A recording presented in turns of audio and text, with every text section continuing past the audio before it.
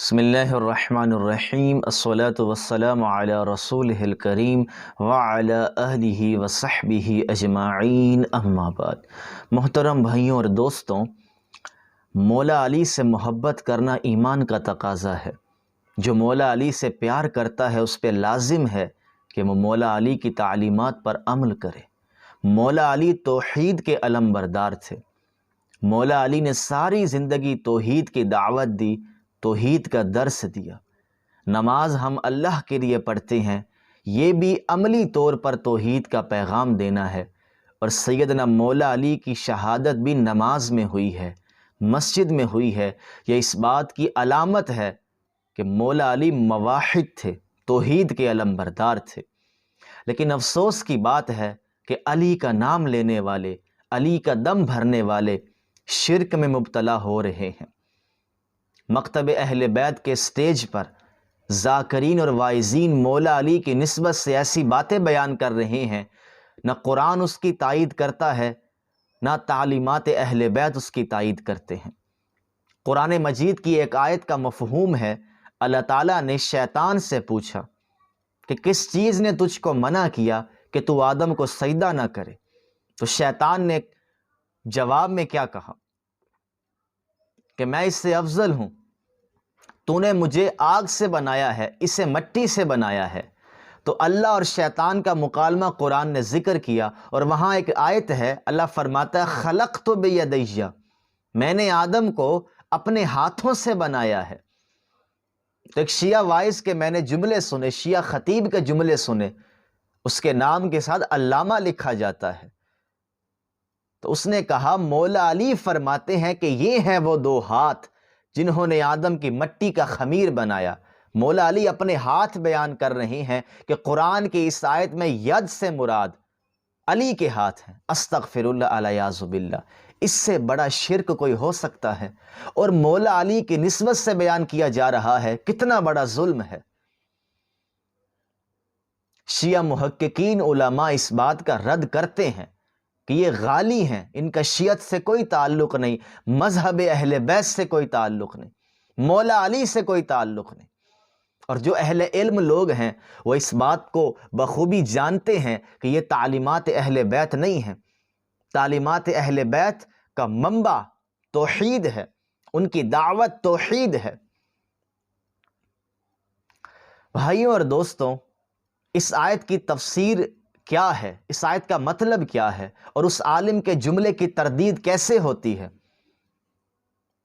شیخ صدوق علیہ رحمہ کی ایک کتاب ہے التوحید، عقیدہ توحید پر ان کی کتاب ہے، مستند کتاب ہے۔ اس میں انہوں نے ائمہ اہل بیت اطہار کی مرویات جمع کی ہیں توحید سے متعلق۔ شیخ صدوق اسی آیت کی تفسیر میں ایک روایت لائے ہیں امام باقر علیہ السلام کی۔ امام باقر سے اسی آیت کے بارے میں پوچھا گیا کہ یہ دو ہاتھ کیا ہیں؟ تو امام باقر بیان فرماتے ہیں ید کلام عرب میں قوت اور نعمت کے معنی میں ہے، اور آپ علیہ السلام نے سورہ صاد کی ایک آیت تلاوت کی، اور ہمارے بندے صاحب قوت داؤد کو یاد کرو۔ اور آپ نے ایک اور آیت سورہ زاریات کی تلاوت فرمائی، اور ہم نے آسمان کو اپنی قوت اور قدرت سے بنایا، یعنی قوت سے۔ اور فرمایا سورہ مجادلہ کی آیت تلاوت کی، اور اپنی روح سے ان کی تائید کی، یعنی ان کو قوی کر دیا۔ کہا جاتا ہے فلاں کے مجھ پر بہت سے احسانات ہیں، یعنی بہت فضل و احسان ہیں، اور اس کے لیے میرے پاس روشن ہاتھ ہے، یعنی نعمت ہے۔ اور اسی طرح امام علی رضا علیہ السلام کی ایک روایت شیخ صدوق نقل فرماتے ہیں، ان سے اسی آیت کے بارے میں پوچھا گیا کہ اللہ نے آدم کو اپنے ہاتھوں سے خلق کیا، اس کا مطلب کیا ہے؟ تو امام علی رضا علیہ السلام بیان فرماتے ہیں بیدی سے مراد میری قدرت اور قوت سے ہے، یعنی اللہ تعالیٰ نے اپنی قدرت سے اور قوت سے آدم کو پیدا کیا۔ یہ ہے تعلیمات اہل بیت۔ اور وہ شیعہ ذاکر، شیعہ خطیب، بظاہر شیعہ کہہ رہا ہوں، ان لوگوں نے بہت نقصان پہنچایا ہے، علم کا بیڑا غرق کیا ہے ان لوگوں نے۔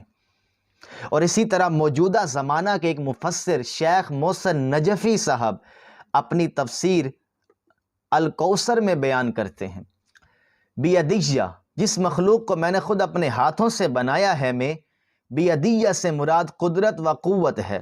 قوت کے لیے ہاتھ سے کی تعبیر ایک محاورہ ہے، اپنے ہاتھوں سے، کہ ذکر میں خاص اہتمام ہے۔ جس طرح کہا جاتا ہے میں نے اپنی آنکھوں سے دیکھا ہے، اس میں میں نے دیکھا ہے کہ ساتھ آنکھوں کا ذکر کرنا ایک خاص اہتمام کی طرف اشارہ ہے۔ اور اسی طرح تفسیر نمونہ میں بھی اسی آیت کی تفسیر میں ایک مضمون نقل ہوا ہے۔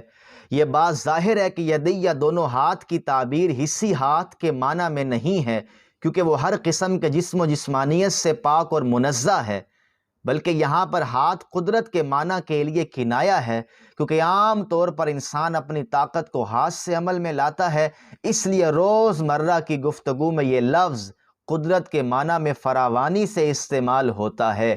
کہا جاتا ہے کہ فلاں ملک فلاں گروہ کے ہاتھ میں ہے، یا فلاں عبادت خانہ یا عمارت فلاں شخص کے ہاتھ سے بنی ہے۔